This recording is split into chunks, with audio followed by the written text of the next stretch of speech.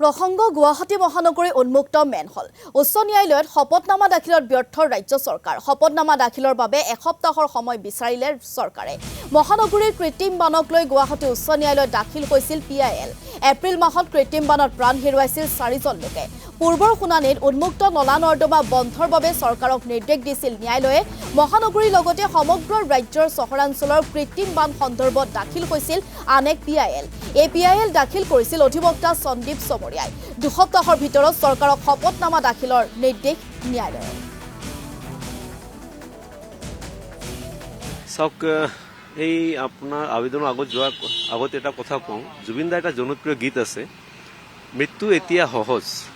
আৰু একে অৱস্থা আমি এতিয়া গুৱাহাটীত দেখিবলৈ পাইছোঁ আৰু অসমৰ বিভিন্ন আপুনি যিখিনি আপোনালোকৰ নগৰ অঞ্চল আছে তাতেও একে অৱস্থা হৈছে আৰু তাৰ মূল উদ্দেশ্যটো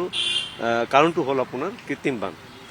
এতিয়া ধৰক কৃত্ৰিম বানৰ পৰা যিখিনি নলা নৰ্দমাৰ যিটো আজি অৱস্থা হৈছে সেই অৱস্থাৰ যিটো তেখেতসকলে ব্যৱস্থাখিনি ল'ব লাগে মেৰামতিৰ বাবে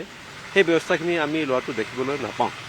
আৰু তাৰ পৰিণতি স্বৰূপে আপোনালোকে দেখিছে যোৱা 19 তাৰিখে আপোনাৰ আমাৰ গুৱাহাটীতে এজন মহিলা মৃত্যুবৰণ কৰিবলৈ হ'ল তাৰ বাহিৰে আকৌ 3জন ব্যক্তিও আকৌ মৃত্যুবৰণ কৰিবলৈ হ'ল আৰু এনেকুৱা মৃত্যুবৰণ ধৰক আমাৰ কাৰণে সঁচাকৈ এক দুৰ্ভাগ্যজনক বুলি ক'ব লাগিব আমি য'ত স্মাৰ্ট চিটিৰ কথা কৈ আছোঁ আৰু তাৰ বিপৰীতে আজিলৈকে আমি নিজৰ অঞ্চলৰ নলা নৰ্দমাখিনি আমি ভালকৈ ৰাখিব পৰা নাই এই গোটেইখিনি বিষয়টোলৈ ইতিমধ্যে মই মাননীয় গুৱাহাটী উচ্চ ন্যায়ালয়ত এক জনস্বাৰ্থ জনিত আবেদন দাখিল কৰিছিলোঁ 34/2006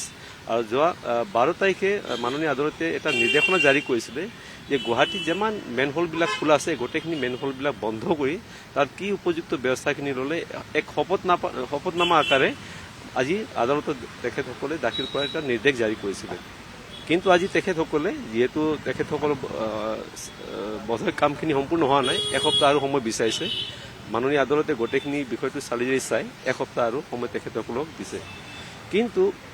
আজি মাননীয় আদালতে যথেষ্ট উদ্বেগ প্ৰকাশ কৰে যে যি ব্যৱস্থাখিনি আজিলৈকে লোৱা হৈছে সেই ব্যৱস্থাটো সম্পূৰ্ণ সন্তোষজনক নহয় আৰু আগন্তুক দিনত যদি এনেকুৱা বৰষুণৰ বাবদ যদি আকৌ মানুহৰ যদি মৃত্যুবৰণ হয় তেনে ক্ষেত্ৰত আজি সেইটো তাতকৈ দুখ লগা বিষয় হ'ব নোৱাৰে এই গোটেইখিনি বিষয়টো আজি মাননীয় আদালতে খুব গভীৰভাৱে লৈছে